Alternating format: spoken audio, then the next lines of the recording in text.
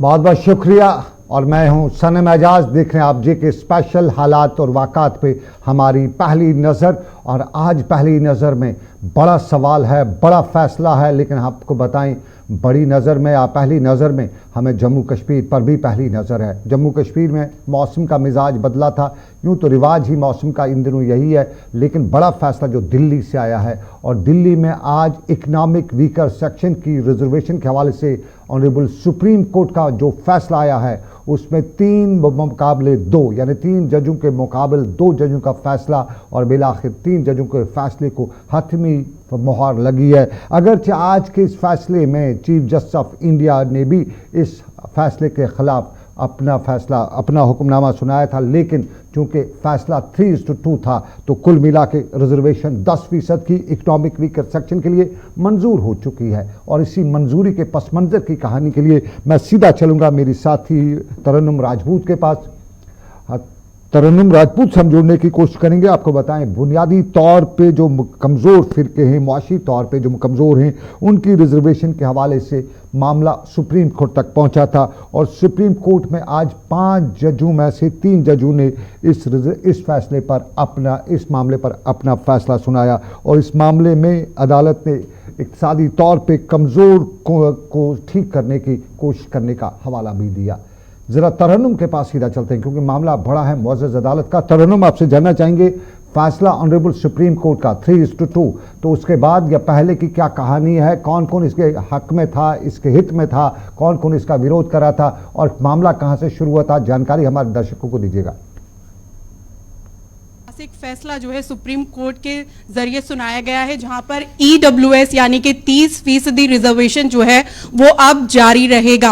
EWS में 10% माफ कीजिएगा 10% जो कोटा है वो अब EWS के जो लोग इसमें आते हैं उनको अब जो है जारी रहेगा। आज जो है सुप्रीम कोर्ट पर इसमें जो सुनवाई हुई जहां पर 5 जजों की जो बेंच थी इन्होंने सुनवाई की और तमाम तरह के पक्ष भी रखे कि क्या कुछ इस मामले में है। तो वहीं पर आज जस्टिस लुलु ललित और दूसरे जस्टिस रविंद्र भट्ट जो है इसके फेवर में नहीं थे, हालांकि 3 जो बाकी जज थे वो इसके फेवर में थे, जिनका ये कहना था EWS जो है वो जारी रहना चाहिए, यानी कि जो हमारी सोसाइटी के वीकर सेक्शन है उनको जो है इसका फायदा मिलना चाहिए। जिसके बाद तमाम तरह की बहस चली और जिसके बाद ये फैसला सामने आया कि EWS जो है वो अब जारी रहेगा। तरन्नुम, EWS जारी रहेगा। बहुत बहुत शुक्रिया, बहुत बहुत धन्यवाद आपका। आपने जानकारी हमें फराहम की। 10% की रिजर्वेशन इकनॉमिक वीकर सेक्शन की फैसला मुअज़्ज़ज़ अदालत तक पहुंचा था और मुअज़्ज़ज़ अदालत ने आज के इस फैसले में ऑनरेबल चीफ जस्टिस एक तरफ, उसके साथ साथ दूसरा जज और फिर दूसरी तरफ 3 जज, यानी जिस तरफ पलड़ा बारी उस तरफ का फैसला। कुछ बताया जाता था पहले कि अनकॉन्स्टिट्यूशनल है ये फैसला अगर होगा, लेकिन मुअज़्ज़ज़ अदालत ने फैसला सुना दिया और अब हतमी फैसला हो गया है। इस फैसले पर क्या सूरत हाल है, ये बड़ा फैसला था। लेकिन आपको नाज़रीन अब एक और फैसले पे आपको लिए चलते हैं। ये जम्मू कश्मीर से फैसला है और जम्मू कश्मीर से न चुनाव का फैसला है, न स्टेटहुड वापस मिलने का फैसला है, बल्कि आपको याद होगा पिछले दिनों उमर अब्दुल्ला ने भी बताया था कि वो आने वाले वक्त में चुनाव में हिस्सा नहीं लेंगे।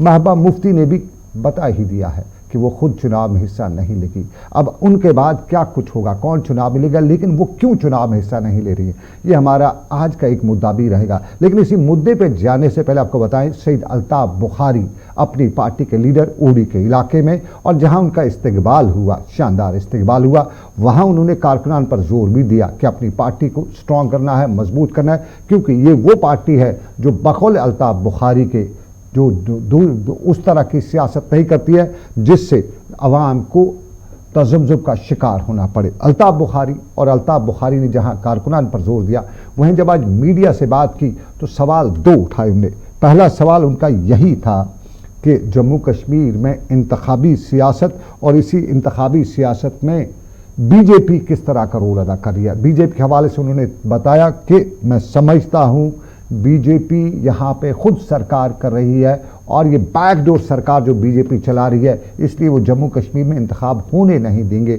वो नहीं चाहते उनसे इंतखाब होके यहाँ उनसे इक़्तिदार छिन जाए।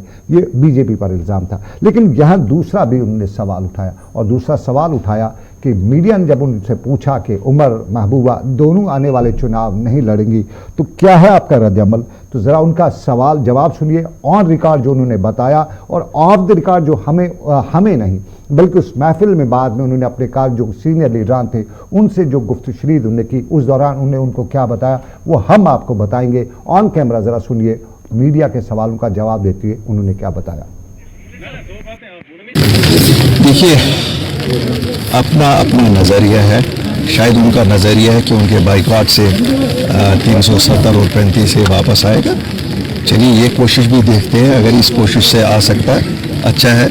तो काफ़ी वक्त उन्होंने लोगों पे हुकूमत की है, साइड में बैठ के अगर वो देखना चाहते हैं कि 370-35 से आएगा, लेकिन उसके लिए मेरा मानना है कि उसके लिए काम करना पड़ेगा और इलेक्शन लोगों के लिए होता है, ये किसी खास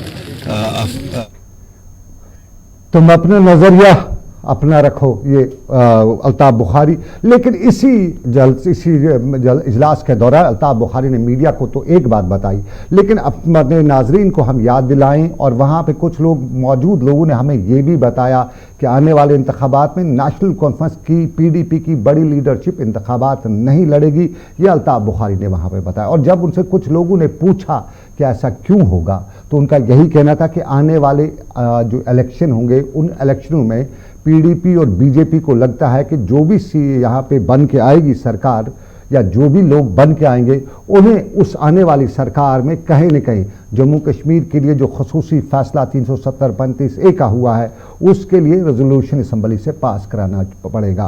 तो पास कराना पड़ेगा असम्बली से मेंबरान असम्बली को, तो उससे बचने के लिए नेशनल कॉन्फ्रेंस और पीडीपी की लीडरशिप बाहर रहेगी, दूर रहेगी, ताकि कल आने वाले वक्त में कोई अवाम का आदमी उन पे ये ना कहे कि आप असम्बली में थे और आपने उसकी हिमायत की, क्योंकि तब हाल कुछ और होगा। जो हिमायत करेगा तो ठीक, जो नहीं करेगा तो उसको ठीक किया जाएगा। ये अल्ताफ बुखारी ने वहाँ कारकुनान को बताया, जो हम में कुछ लोगों ने बताया। लेकिन यहाँ बीजेपी के हवाले से भी अल्ताफ बुखारी ने मीडिया से बात की और हमने पहले ही आपको बताया कि अल्ताफ बुखारी ने बताया कि बीजेपी किस तरह की हालात से इस वक्त कश्मीरी को दो चार कर रही है। तो ज़रा सुनते हैं उस पर क्या बताया।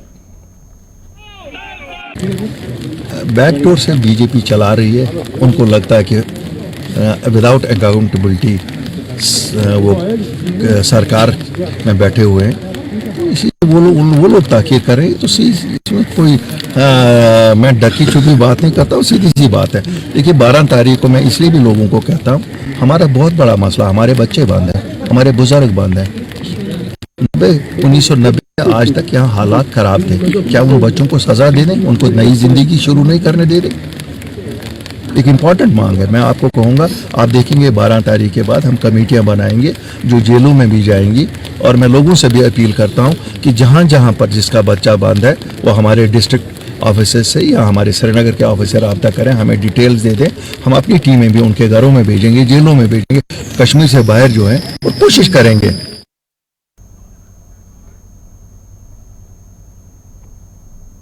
चलिए, अल्ताफ बुखारी मीडिया से बात कर रहे थे, आगे का रद्द-ए-अमल भी बता रहे थे, लाहे-अमल कह सकते हैं हम, वो बता रहे थे। लेकिन अब ज़रा एक और लाहे-अमल, इन बारिशों से जो कश्मीर में हुआ, वो फराज का शेर है कि कच्चा मेरा मकान है, कुछ तो लिहाज कर, ये बारिशों के लिए उन्होंने बताया। लेकिन आज कश्मीर की सियासत ना सही, लेकिन कश्मीर की रियासत जो हुआ करती थी उसमें बहुत कुछ कच्चा है और आज इस मौसम के दौरान देखने को भी पड़ा। महकमे मौसमियात ने पहले ही बताया था कि बारिशें होंगी, जोर की बारिश होंगी, बर्फबारी भी होगी, एडमिनिस्ट्रेशन तैयार रहे। कुछ एडमिनिस्ट्रेशन तैयार भी रही, कुछ कोताहियाँ भी देखने को मिली, लेकिन कुछ तस्वीर, उन तस्वीर के साथ अवामी नुमाइंदों ने आज क्या कुछ किया वो हम आपको पहले श्रीनगर जम्मू नेशनल हाईवे की तस्वीर दिखाते हैं। और ये वो तस्वीर है जो शाम गई की तस्वीरें, जहां बारिशें हो रही थी। अभी भी बारिशें शुरू हुई है, कुछ देर पहले 9 बजे के आसपास भी श्रीनगर कश्मीर वैली के कई इलाकों में बारिशें हुई है। कुपवारा के इलाके में बर्फबारी भी शुरू हुई है। और इसके साथ अगली तस्वीर हम मुगल रोड की दिखाएंगे, लेकिन हम बाकी तस्वीर भी साथ साथ में दिखाते रहेंगे। लेकिन तस्लीमा जी हैं हमारे साथ, तस्मीना जी, ये डीडीसी मेंबर हैं गांदरबल से।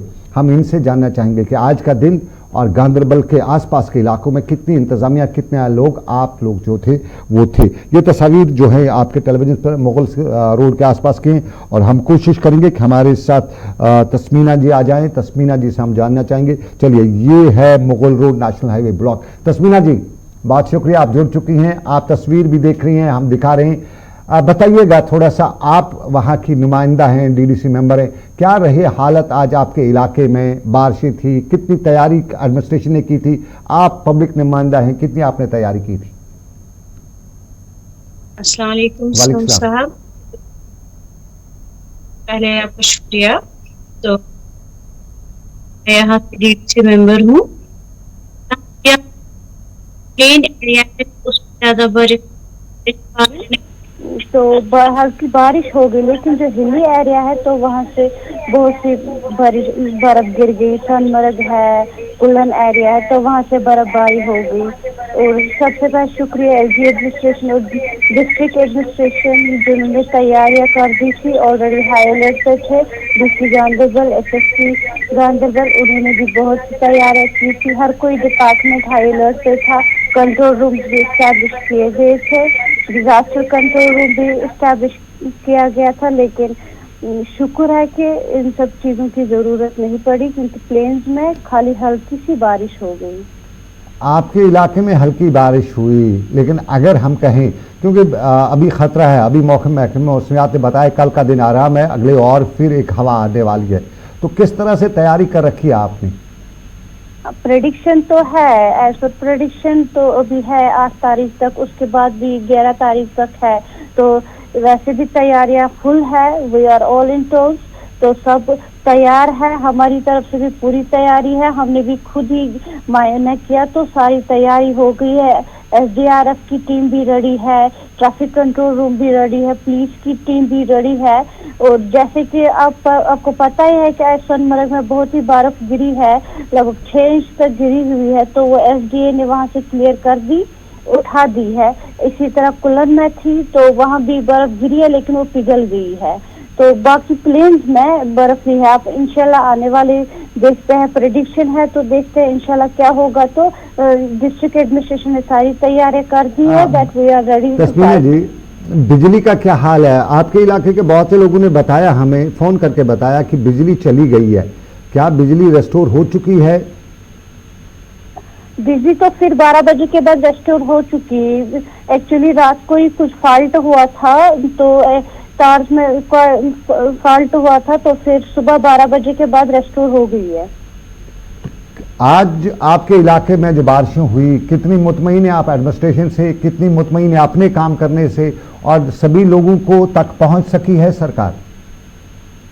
ऑलमोस्ट तो सभी लोगों तक पहुंच चुकी है सरकार, और पूरे मुतमईन है कि हम पूरे सेटिस्फाई है डिस्ट्रिक्ट एडमिनिस्ट्रेशन से उन्होंने पूरी तैयारी की है। Specially DC Ganderbal, SSP Ganderbal, उन्होंने पूरी तैयारी की है, हर किसी टीम को रेडी किया है, हर किसी और डिपार्टमेंट को रेडी रखा है, कंट्रोल रूम एस्टैब्लिश किए हैं, और वो पूरी तरह से तैयार है। तस्मीना जी बहुत शुक्रिया, लेकिन मुझे लार से मैसेज आ रहा है, कहते हैं लार के वतलार के इलाके से में हालात अच्छे नहीं है, वहां एडमिनिस्ट्रेशन नहीं पहुंची है। बहुत शुक्रिया आपका, आपने ज्वाइन किया। डिस्ट्रिक्ट गांधरबल से आप हैं, आपका वो जुरिडिक्शन नहीं है, ये डिस्ट्रिक्ट गांधरबल का है, तो बहुत शुक्रिया आपने ज्वाइन किया। ये हम आज कोशिश करते हैं, अक्सर जो सरकारी नुमाइंदे हैं, मीडिया के लोग हैं, वो शहरों तक ही पहुंचते हैं। आज हम दूर दराज के इलाकों में कोशिश करते हैं पहुंचने की। अगला पड़ाव हमारा कुपवाड़ा रहेगा, सरहदी जिला कुपवाड़ा का हायहामा का इलाका हमारा रहेगा। हायहामा पहाड़ी इलाका, यूं पूरा कुपवाड़ा पहाड़ी इलाका है, और कुपवाड़ा के लोगों को अक्सर शिकायत होती है कि ना मीडिया पहुंचता है ना सरकार पहुंचती है। कुपवाड़ा से मेरे साथ डीडीसी मेंबर सुनाउल्लाह खान साहब ज्वाइन करेंगे। बहुत शुक्रिया खान साहब हमारे साथ ज्वाइन करने के लिए। खान साहब बहुत बहुत शुक्रिया, आप हमारे साथ ज्वाइन करें कुपवाड़ा से। आपके इसी वक्त आपके फोन में किसी का हम दोबारा इनसे मिलने की कोशिश करेंगे। ये तस्वीर हैं आप जो देख रहे हैं, ये सोनामर्ग की हैं, सोनामर्ग नाका भी आपने देखा, ये गांधरबल से ये कुपवाड़ा की तस्वीर है। बिल्कुल ये कुपवाड़ा का मेन चौक है, और इस मेन चौक के ज़रा ये तस्वीर भी देखिएगा, कुपवाड़ा के आसपास की तस्वीर है, पानी की तस्वीर है। बारिश भी हुई है, शाम गए हमें कुपवाड़ा से तस्वीर मिली है। जी हाँ, ये टंगडार के रास्ते की तस्वीर है। ये टंगडार कुपवाड़ा से होकर जाते हैं और टंगडार का रास्ता बंद हो चुका है। गुरेज मत्सिल की तस्वीर भी हमारे पास इसी तरह की आती है, और मत्सिल की तस्वीर जो है, मत्सिल का रास्ता, ये मत्सिल का तो जड़ गली का इलाका हो सकता है। जड़ गली में हमारे पास खबरें हैं कि 1 फुट के करीब बर्फ पड़ी है, और आप देखें माइलस्टोन महत्वपूर्ण है। वहाँ पे लिखा हुआ है ये कुपवाड़ा का ऊपरी इलाका है, जांगली के आसपास का इलाका हो सकता है। तस्वीर उसी तरह की है और इन तस्वीर में साफ तौर पे दिख रहा है अच्छी खासी बर्फ पड़ी है। सनाउल्लाह खान साहब हमें कुपवाड़ा से ज्वाइन कर रहे हैं, कोशिश करें हम उनसे रब्ता कायम करें और हम आपको दिखाएं वहाँ पे इंतजामिया आज किस तरह से रही। पिछले कुछ दिनों से वहाँ पे इंतजामिया को आंटोज पे रहना चाहिए था। मैकेनिकल इंजीनियरिंग विंग की अपनी एक जिम्मेदारी, उनकी गाड़ियों को भी आज बर्फ हटा। जी खान साहब बहुत शुक्रिया, आप हमारे से ज्वाइन कर चुके हैं। बताइए खान साहब, कैसा रहा आज का ये मौसम का जो माहौल था आपके इलाके में, कैसा रहा बताइए, और एडमिनिस्ट्रेशन ने क्या किया, कितने लोगों तक पहुंची, मनरेगा की बर्फ हटाई गई? जी सनम साहब, पहले आपका शुक्रिया अदा करता हूं, आपकी चैनल का भी शुक्रिया अदा करता हूं। रही बात बर्फबारी की, तो ये आपको मालूम है डिस्ट्रिक्ट कुपवाड़ा तो तकरीबन 70% आबादी जो फार फलंग एरिया में रहती है। अभी तो एडमिनिस्ट्रेशन ने पिछले हफ्ते से ही मीटिंगें शुरू कर ली गई है, मशीनरी तैयार है, तो अपनी तरफ से उन्होंने तैयारियां की है। लेकिन अभी जो निचले हिस्से के जो प्लेन एरिया है उनमें तो बर्फ अभी नहीं पड़ रही है। बाकी तो जो पहाड़ी एरिया है जैसे मच्चल है, कुमकड़ी है, करना, केरन है, वहां तो बर्फ आज से ही शुरू है, कल से ही शुरू हुई है। लेकिन अभी जो मैदानी इलाके हैं, मैदानी इलाकों में अभी बर्फ नहीं पड़ी है। मनरेगा तक पहुंच चुका है एडमिनिस्ट्रेशन, वहां बर्फ हटाई गई क्योंकि मनरेगा आपके साइड से आखिरी गांव है लगभग। मनरेगा में अभी बर्फ नहीं पड़ा है, उतनी बर्फ नहीं पड़ी है कि जहां से वहां मशीनरी की जरूरत पड़ी है। बाकी ओवरऑल आज एडमिनिस्ट्रेशन जी ओवरऑल आज एडमिनिस्ट्रेशन कितनी का वर्क कर रही थी, कितना लोगों के पास पहुंच रही थी? क्योंकि अभी तो बर्फ इतनी नहीं पड़ी, लेकिन अभी एक और वो जो है सरकार बता रही है, एडवाइजरी आ रही है कि बर्फ और पड़ सकती है, तो किस तरह से एडमिनिस्ट्रेशन तैयार है? एडमिनिस्ट्रेशन ने पिछले हफ्ते से ही यहाँ अपनी तैयारियां रखी है, मशीनरी अलर्ट कर रखी है। जैसे डीसी साहब ने डीएम से पूरी एडमिनिस्ट्रेशन को टाइट करके रखा है कि हर जो बर्फबारी का विंटर सीजन आ रहा है उसके लिए अलर्ट है। लेकिन अभी तो मैदानी इलाकों में बर्फ नहीं पड़ा है, तो देखना यह है कि जब बर्फ पड़ेगी तब मशीनरी क्या काम करेगी, एडमिनिस्ट्रेशन कितना अलर्ट है, वो तो तब पता चलेगा। लेकिन मैं इतना ही कहूंगा कि अगर जब भी डिस्ट्रिक्ट कुपवाड़ा की बात कर रहा हूँ, डिस्ट्रिक्ट कुपवाड़ा में अगर 4 इंच भी बर्फ पड़ रही है तो यहाँ जो बिजली का निजाम है वो टोटल ठप हो जाएगा। क्योंकि जो बिजली का इंफ्रास्ट्रक्चर है, जैसे तो पोल है, तारे हैं, वो बिल्कुल बोसीदा है और जैसे आपको वो क्या कह रहे हैं, वो लकड़ी के छोटे छोटे टुकड़ों पर वो तार फैलाई हुई है। बिजली का यहाँ बहुत निजाम खराब है और बिजली के लिए लोग आज से ही, मतलब अभी विंटर शुरू ही हो रहा है, बर्फ शुरू ही हो रहा है, लेकिन बिजली की आग बचौली पिछले एक हफ्ते से ही शुरू हो गई है। खान साहब, बिजली की आग बचौली पिछले एक हफ्ते से है, एडमिनिस्ट्रेशन तो कहती है हम कटौती करें, वक्त पे बिजली दे रहे, क्या ऐसा कुछ है या कुपवाड़ा में भी सब राम भरोसे रखा है? सनम साहब, मैं आपको ये बताऊंगा कि डिस्ट्रिक्ट जो एडमिनिस्ट्रेशन कह रहे हैं कि बिजली हम लोगों तक पहुंचाए, लेकिन मैं ग्राउंड जीरो का वर्कर हूं, मैं एक सोशल वर्कर हूं, बाद में मैं डीडीसी हूं। लेकिन जो हालात है हमारे गाँव के, जितने भी गांव है, जितने भी डिस्ट्रिक्ट में जो फार फलंग एरिया गांव में लोग रहते हैं, जो हालात हम देख रहे हैं बिजली के हालात हमारे डिस्ट्रिक्ट में बहुत ही खराब है। इंफ्रास्ट्रक्चर बिल्कुल खत्म है। हम बार बार मीटिंग में ये मसला उठा रहे हैं कि हद तो ये है, मैं आपको बताऊंगा, जो दीनदयाल योजना है, तकरीबन मेरी कॉन्स्टिट्यूंसी में 22 से ऊपर वो ट्रांसफार्मर है जिनको तकरीबन हम 6 महीने से एडमिनिस्ट्रेशन कह रहे हैं कि ट्रांसफार्मरों को चालू कर दो, लेकिन वो ट्रांसफार्मर जमीनों पर पड़ी हुई है। अगर आपको इस पर यकीन नहीं है तो कल ही मैं आपको दिखा दूंगा कि ट्रांसफार्मर पिछले 6 महीनों से, पिछले 3 सालों से किसी जगह पर पड़े हुए हैं।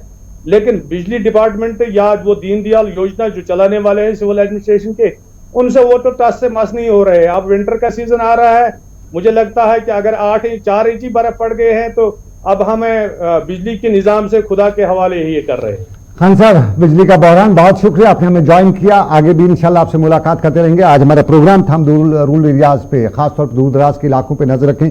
हम कोशिश करेंगे कि इसी तरह से हम लोगों से जोड़ते रहें, उनके मसाइल।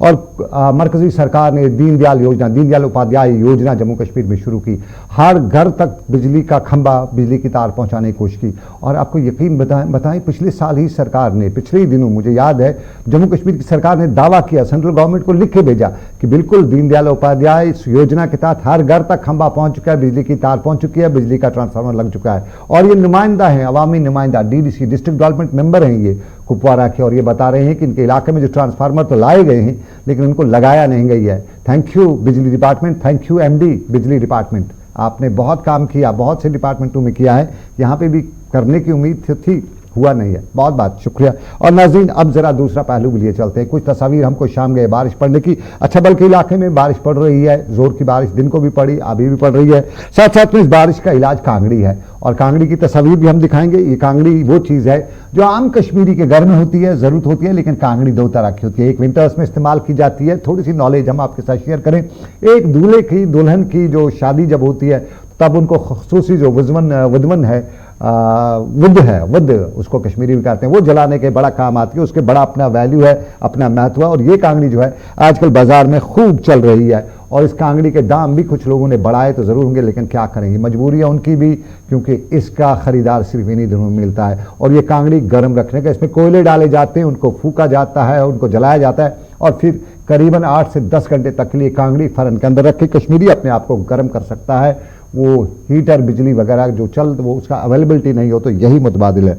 लेकिन आपको अब ज़रा हम बताएं दूसरा पहलू, और ये है सीबीआई का, जम्मू कश्मीर की में पुलिस के सब इंस्पेक्टरों का घोटाला। और उस घोटाले में आपको याद होगा नाज़रीन, सीबीआई के हवाले केस किया गया था, और अब सीबीआई ने बाज़ाब्ता तौर पे गिरफ्तारियों का सिलसिला जारी किया है, और आज एक और पुलिस अफसर समेत 4 मजीद मुलजमान को गिरफ्तार किया है। और इन गिरफ्तारियों के साथ कुल ये गिरफ्तारियों की तादाद 11 हो चुकी है, और इनमें बीएसएफ पुलिस के ईस्टर्न एएसआई शौकत कुमार, अशोक कुमार हैं, सीआरपीएफ कांस्टेबल सुरेंद्र कुमार हैं, और प्रिंटिंग प्रेस के 2 कारकुन जो विजेंद्र सिंह और प्रदीप कुमार जो पहले हरियाणा और दिल्ली से गिरफ्तार किए गए हैं। और इनके बारे में बताया गया कि इम्तिहानात से 1-2 दिन पहले ही ये पर्चे निकाल के इन एजेंटों के हवाले किया करते थे, और इनको फिर वो 5 से 20 लाख रुपए के रकम के एवज बेचा जा रहा था। और ये भी बताते चलें कि मेरिट लिस्ट में शामिल ज़्यादातर उम्मीदवार राजौरी और सांबा जिला के पाए गए थे, और बाद में जब सवाल उठे थे तो सवालों में सरकार ने तहकीकात का बताया था, और तहकीकात के दौरान सामने आया कि यहाँ पे बड़ा घोटाला है। ये घोटाला और इस पे सरकार की कार्रवाई। लेकिन आपको इस्लामिक यूनिवर्सिटी ऑफ अवंतीपोरा का आज यौम जो है जन्मदिन था, यौम तासीस हम उसे कहेंगे, और आज एक बड़ी तकरीब जो है वो यूनिवर्सिटी के इस्लामिक यूनिवर्सिटी अवंतीपोरा के ऑडिटोरियम में मनाई गई, जिसमें यूनिवर्सिटी के वीसी और उसके साथ साथ डिविजनल कमिश्नर कश्मीर पीके पोले मेहमान खसूसी के बतौर मौजूद रहे। और यहाँ यूनिवर्सिटी के पहले साल से लेकर आज तक के सफ़र के बारे में तबादला ख्याल और हालात वाक़ात बयान किए गए, और अपने खताबात में यूनिवर्सिटी को नई बुलंदियों तक ले जाने के लिए तमाम अफराद की कोशिशों का सराहा भी किया गया, याद किया गया। और यहाँ यूनिवर्सिटी को नई जहद देने के हवाले से इकदाम जो किए जा रहे हैं उनकी तफसील भी फराहम की गई। आज 17th राइजिंग डे था, और ये भी बताया गया कि यूनिवर्सिटी का मुस्तकबिल तापनाक है। अगर तापनाक तब होगा जब यहाँ सब लोग इसके लिए एक शुरुआत करेंगे। बताते चलें यूनिवर्सिटी का क़याम 2005 के साल में हुआ था, और मरहूम मुफ्ती मोहम्मद सैयद की काविशों से इस्लामिक यूनिवर्सिटी अवंतीपोरा का इफ्ता तब हुआ था, तब इसकी संग बुनियाद रखी गई थी।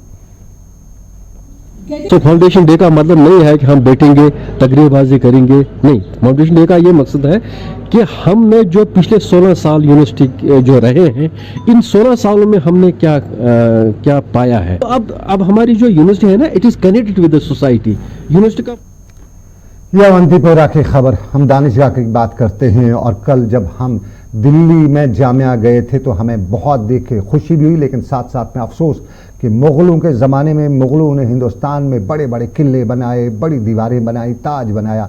अगर कोई यूनिवर्सिटी बनाई होती तो कहीं न कहीं एक तकदीर लोगों की बदली होती। लेकिन हम तकदीर की बात करें तो जम्मू कश्मीर की सरकार ट्राइबल अफेयर्स के बच्चों की तकदीर बनाने के लिए भी इकदाम कर रही है, और उसमें ट्राइबल अफेयर्स डिपार्टमेंट रोज़ कोशिश करता है, लोगों को जानकारी भी फराहम करता है। और इसी तरह की जानकारी का एक कैंप बडगाम में मुनक्कद किया गया था, जिसमें ट्राइबल अफेयर्स की मुख्तलिफ स्कीमों के बारे में लोगों को जानकारी फराहम की गई। और यहाँ पर बडगाम के ज़िला तरक्याती कमिश्नर, एडीसी और उसके साथ साथ जो दूसरे मुकामी अफसरान हैं मौजूद रहे, इंतज़ामिया रही, लोगों के साथ साथ बच्चों की एक अच्छी खासी तादाद भी यहाँ पे जमा रही। और यहाँ ट्राइबल बच्चों के लिए जो सरकार की तरफ से स्कॉलरशिप स्कीमें हैं उनके बारे में भी जानकारी बच्चों को फराहम की गई। और ये भी बताया गया कि ST SC की लड़ाई बाद में, लेकिन पहले आप बुनियादी तौर पे तालीम हासिल करिए।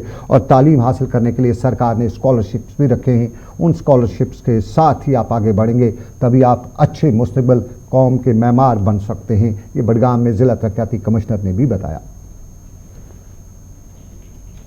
आपने देखा होगा आज एक अवेयरनेस का वर्कशॉप था under the tribal affairs department and directorate of tribal institute. तो इसका यही मकसद है, मुद्दा है कि जो स्कीम्स है, डिफरेंट स्कीम्स है, इनका जो एंड बेनिफिशियरी है, चाहे हमारी ट्राइबल्स हो, स्टूडेंट हो, उन तक ये मैसेज पहुंचे और they are better aware about their जो स्कीम्स है, जिसके एलिजिबिलिटी क्राइटेरिया है, और वो अच्छे से फैसिलिटी ले पाए। जहाँ तक बात है डिस्ट्रिक्ट बडगाम में, तो अंडर चलिए, जिला तरक्याती कमिश्नर बडगाम बात कर रहे थे ट्राइबल स्कीम्स के हवाले से बच्चों को जानकारी की। और साफ जाहिर है, अगर बच्चों को जानकारी नहीं होगी, वो ट्राइबल स्कीम्स, जो स्कीम्स उनके लिए सरकार ने फराम कर रखी, उनसे फ़ायदा नहीं उठाएंगे, तो फिर उन स्कीम्स का ना मुद्दा रहता है, ना मकसद रहता है, और ना बच्चे कुछ कर पाते। तो ज़रूरी है जानकारी फराम करना। लेकिन नाज़रीन बताएं, जम्मू कश्मीर की सरकार को फटकार भी पड़ी है, फटकार के साथ साथ जुर्माना भी पड़ा है। ये जुर्माने की खबर आप सुबह सुबह आपको मेरे साथी इशफाक गौहर बताएंगे सलाम जेके में। लेकिन फ़िलहाल बताएं कि मैं हूं सनम एजाज और आपसे लूँगा इजाज़त जेके स्पेशल में, इस वादे के साथ कि आज मेरे साथ रहे मेरी पैनल प्रोड्यूसर तरन्नुम राजपूत, उसके साथ साथ मेरे असाइनमेंट पर रहे और साथी, और उसके साथ कैमरा पे जोगिंदर सिंह, जबकि मेरे ऑनलाइन एडिट पे रहे मनप्रीत। तो आज जेके स्पेशल में बस इतना ही। दीजिए इजाज़त इस वादे के साथ कि ऊपर वाले की रही मर्जी, फिर करेंगे आपसे मुलाकात। रखिए अपना ख्याल, अल्लाह हाफिज़।